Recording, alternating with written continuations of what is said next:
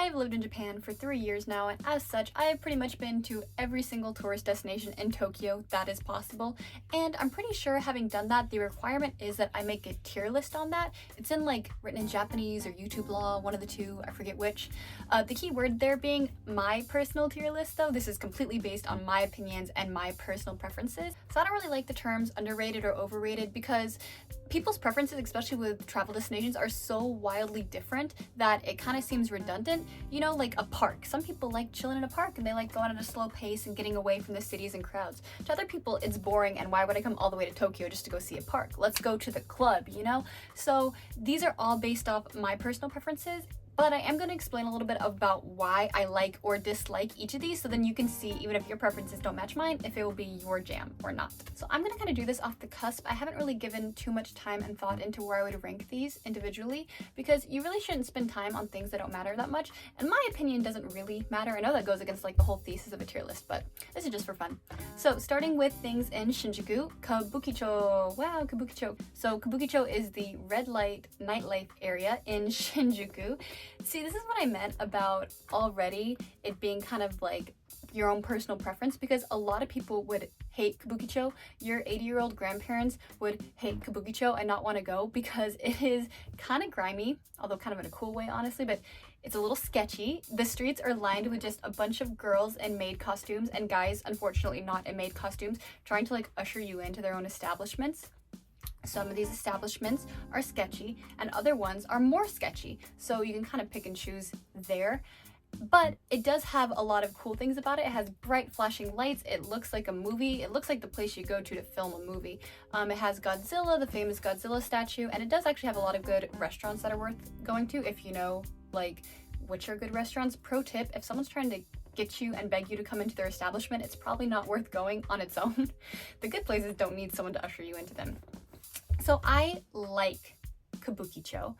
I don't go that often, although I like to just walk through it. Most of the time when I go, I literally just like walk through it on my way to somewhere else.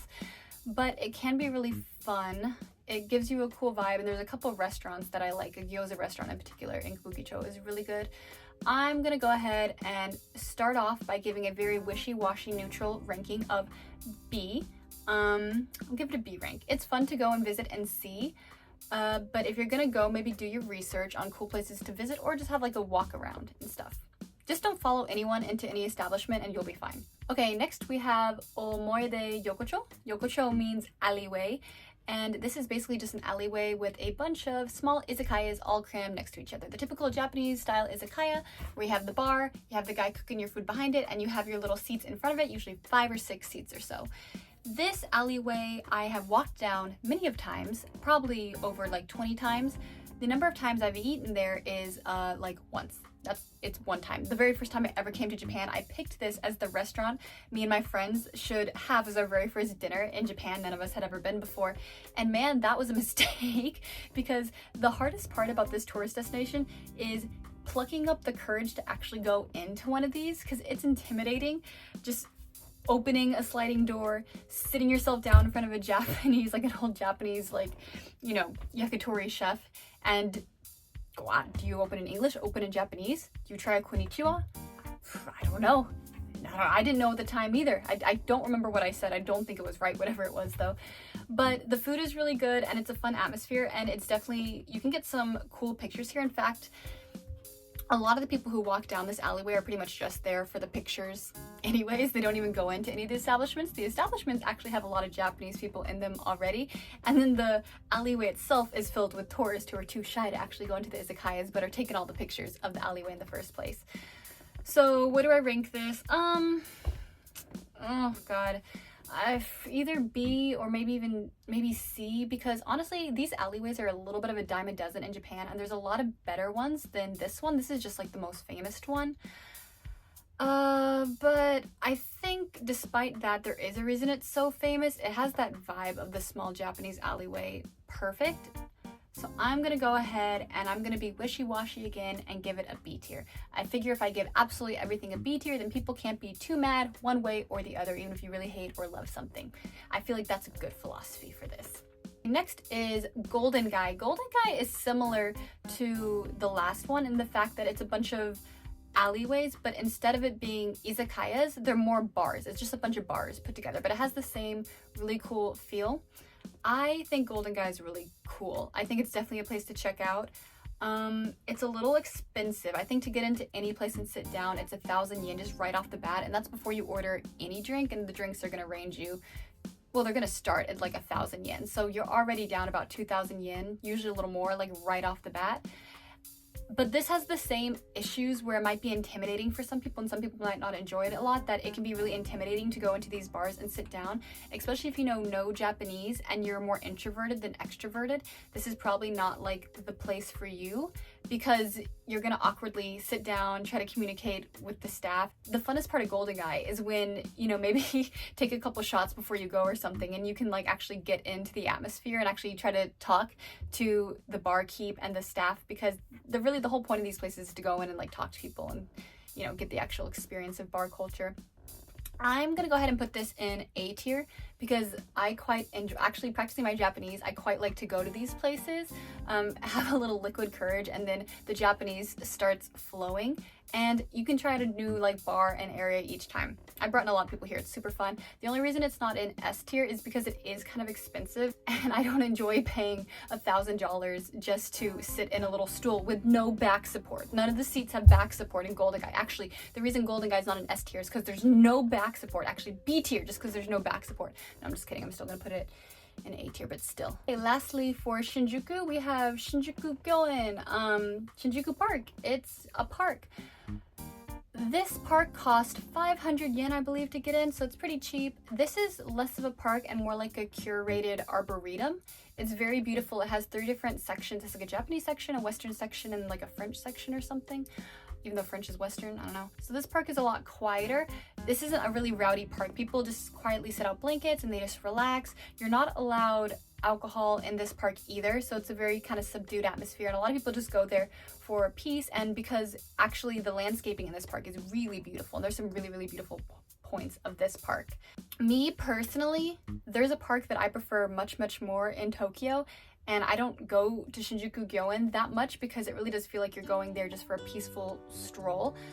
I'm gonna put it personally for me in C tier. That's just kind of, I'm sorry, I feel bad. I feel like I can't put something else in B tier. But I'm gonna put it in C tier just because I find it a touch boring, and even though some of the parts of the park are pretty, it just doesn't really do it for me, honestly. Okay, next we're moving on to the Harajuku area. Harajuku is actually one of my favorite areas in all of Japan. That being said, you're probably not going to be able to tell from some of these rankings I'm about to give these main tourist attraction things in Harajuku, because all the main popular things they do in Harajuku are like my least favorite things in Harajuku. Starting with Meiji Jingu Shrine. Meiji Jingu Shrine is a solid C tier. It's boring. I'm going to show you some pictures of it. Here you go. That's your experience at Meiji Jingu Shrine. I mean, if you're someone who really likes shrines, I'm not like a massive shrine person myself, unless it's like really particularly cool or in some cool mountain that you have to scale up. It's just a shrine. You can't really go inside. You can kind of go inside the grounds and you kind of look up at it, but that's really all there is to it. I actually think the coolest part of this shrine is that you have to walk through kind of a quiet, secluded forest to get to it. And it's cool because the forest is in the middle of Harajuku. So you're in this busy street and then suddenly, very quickly, you're in this wooded path that leads to the shrine. If you're not going to Kyoto and you don't plan on seeing any other shrines and you really want to see a shrine because you're in Japan after all, you can go here. But if you're going to Kyoto at all, or hell, if you're even going to Sensoji Temple in Asakusa, which is on the list later, you don't need to see this shrine. I mean, it also takes about 15 minutes to walk through the wooded path too, so if you're in Harajuku and you have some time to kill, or you just want to, although if you have some time to kill, you should go to Yoyogi Park instead of Meiji Jingu. So yeah, overall, just very underwhelming. Kind of walk up to it, you look at it, and you leave, which to be fair, is the experience at like, 90% of shrines and temples in Japan. Okay, so next we have the most famous thing to do in Harajuku by far, which is Takashira-dori, or Takashira Street. It's one super long street that is super crowded 100% of the time. This street used to be really cool. It used to be kind of the birth of a lot of counterculture in the kawaii fashion, and there used to be a lot of cool alternative clothes and shops on this street, but since then a lot of those have been replaced, by shops that cater more towards foreigners and tourists. I mean, hell, there's a McDonald's on this street now, you know, if that tells you anything. And it's always just so crowded. If you're ever trying to walk through the street at a normal pace, prepare to be sorely disappointed because there's a lot of people, tourists, just looking in every single direction. Instead of this street, my favorite street in Harajuku, which I think you should check out instead, is called Cat Street. And it runs perpendicular to Takushirodori, and it's just way cooler. It has way cooler secondhand fashion, restaurants, and it leads you straight to Shibuya too, so you can just actually, if you want to go from Harajuku to Shibuya, you can walk down Cat Street. Way cooler. Takushirodori is one of the touristy things I think you probably can do in Tokyo, and I'm gonna give it a D tier because of that. But if you want to check it out just because it's so famous, it doesn't take you long to walk down and walk through it, so enjoy. Okay, next, my favorite park in Harajuku and my favorite park in Tokyo. A lot of people are probably going to disagree with me on this, but it's Yoyogi Park. Yoyogi Park is right next to Harajuku. It's also the park that Meiji Jingu Shrine is kind of enclosed in, although they're completely separated. You can't really get from one to the other. This park is so much fun. I've had some of my favorite memories, some of my worst memories too, but a lot of my favorite memories being in Tokyo at this park. This is a lively, lived-in park. People have huge picnics here. People are playing sports. People are drinking. People are walking their dogs. Dog watching here is great at this park. It is very lived in. So in that sense, it's not as pretty as Shinjuku Gyoen is. So it's just whatever you prefer, what preference you have. But Yoyogi is so much fun. If you have time for like a picnic, go to the konbini, get some onigiri, and lay out a blanket and just enjoy Yoyogi Park, especially if you're here for either cherry blossoms or fall leaves. They're very pretty both in Yoyogi Park. Yoyogi Park is so much fun.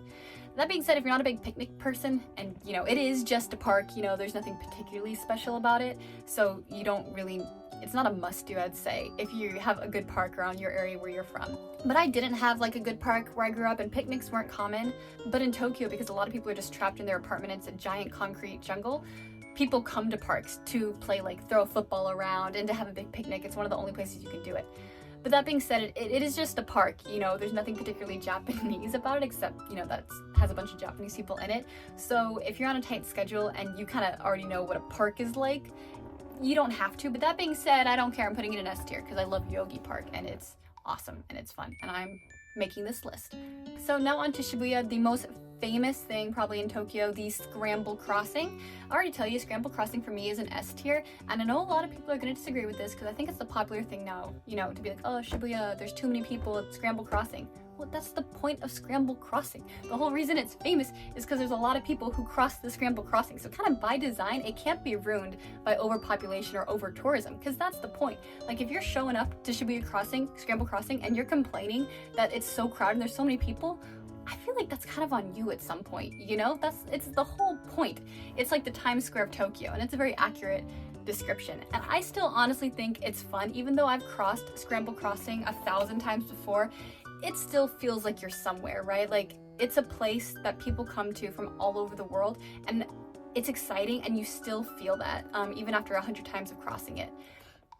Not to mention too, as much as Shibuya is kind of a touristy area, it's still where the locals go to hang out, meet their friends, have dinner, drink.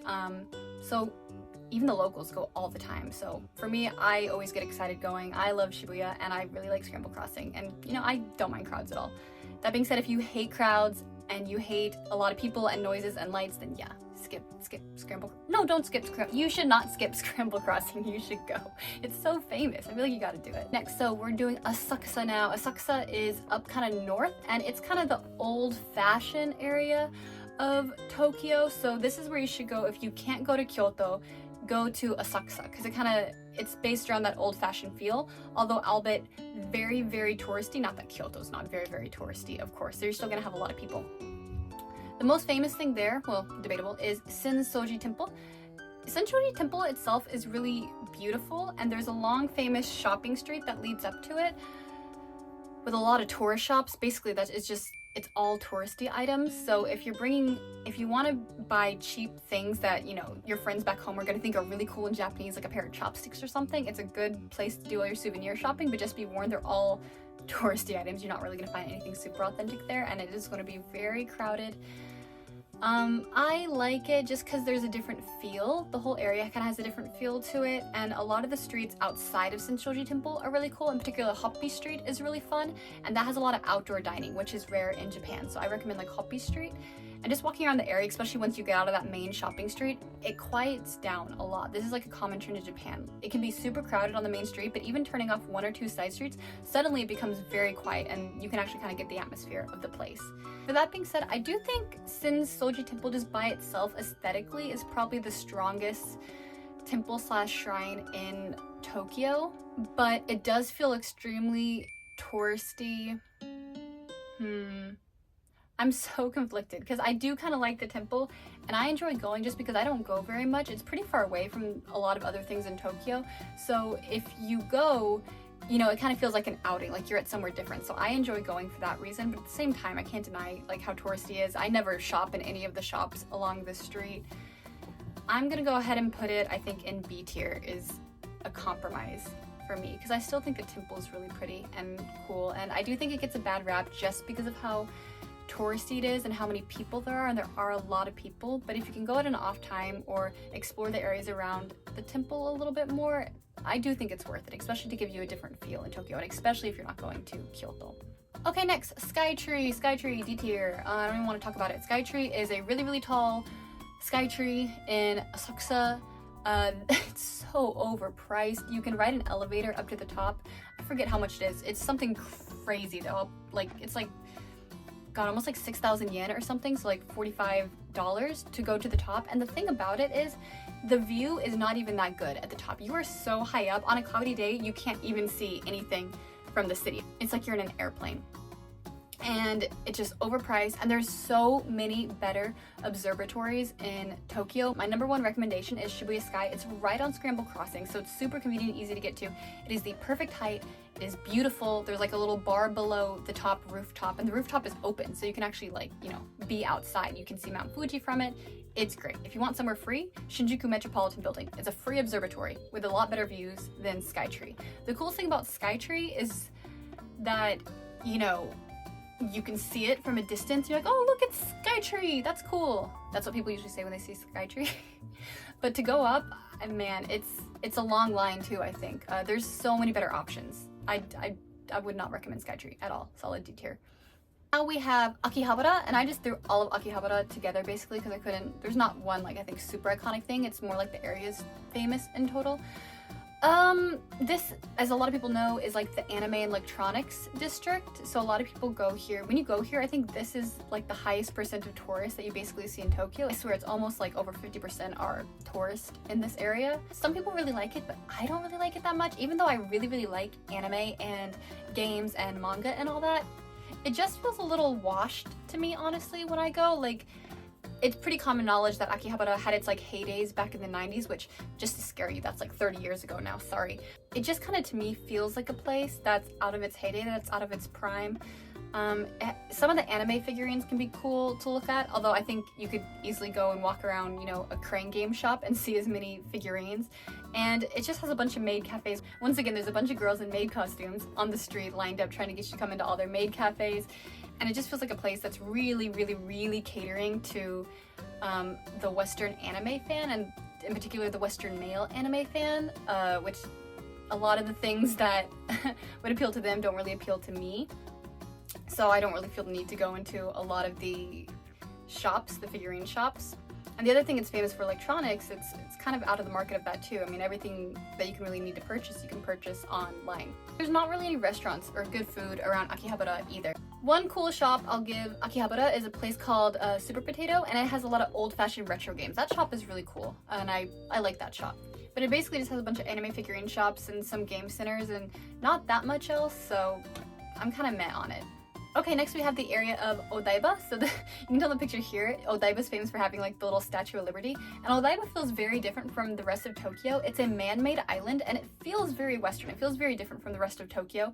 I like Odaiba a lot. I feel like it has a different atmosphere to it. It has a lot of really cool like shopping centers that you can go to, a lot of really different cool areas. And honestly, it has one of my favorite beaches in Tokyo, one of the only beaches. I mean, it's more of a bay than a beach, but it has a really cool beach park that you can see the whole harbor and you can see Tokyo from the harbor of this beach park, which I really like. I think Odaiba is always a fun day out. It has my favorite train line too that you have to take to go to Odaiba. It's a fun little tram that goes in a loop over the harbor and then into the Odaiba area. It's really fun. I enjoyed it a lot. I like Odiaba a lot. I'm gonna give it an A tier. I think it's always a fun trip out. Okay, next, Tokyo Tower. Tokyo Tower is it's the tower. It has like a mall area at the base of it, and you can go up Tokyo Tower too, but once again, I wouldn't waste your time. There's a lot better observation decks. It has a lot of the same problems as Skytree, although not being as expensive, but I don't think it's worth it to go out of your way to visit just Tokyo Tower by itself. It basically is something just to kind of look at the distance. Once again, be like, oh look, it's Tokyo Tower, and then get in the background of your pictures. It's kind of all you need it for. So it's not as bad as Skytree because it's not as offensive to me as Skytree, but I'm gonna put it in C tier as well. Next, Ghibli Museum, last one. Ooh, Ghibli Museum, C tier again. I actually think the museum's not as good as a lot of people make it out to be. If you're like a big Ghibli fan, it's a must-do for sure. But the museum to me, it's a little sparse. It's all in Japanese, so if you can't understand a lot of the Japanese, then you miss kind of the explanations for why things are the way they are. That being said, if you're a big Ghibli fan, then you should definitely go. But if, you know, you're not, then I think it's pretty skippable. Okay, wow, so there's my tier list. Man, I feel like I was pretty strict. I put a lot of this in C tier and lower. Is there anything I want to change? You know, I think I'm gonna move Kabukicho up to A tier because Kabukicho's fun and they have a lot of cool shops, and I kind of think of it as like cool Shinjuku culture. And I'm gonna move Shinjuku Gyoen up to B tier, I think. Especially because during the fall leaves and sakura, it is one of the most beautiful places in the entire city. And it's right in the middle of Shinjuku too, so I do love that. Let's see, besides that, I'm pretty happy with my list. I hope y'all are okay with it at least. Let me know what you disagree with. Have you been to any of these places? How do you rank them? What do you like most disagree with about my list? But anyways, thanks guys. This was fun to do. Let me know what your S tier and your D tier places are as well. I'd be curious to hear. I feel like for almost anyone, you could mix these up completely because it's so subjective, and I think each of them have merits and would appeal to different type of people. But yeah, done it.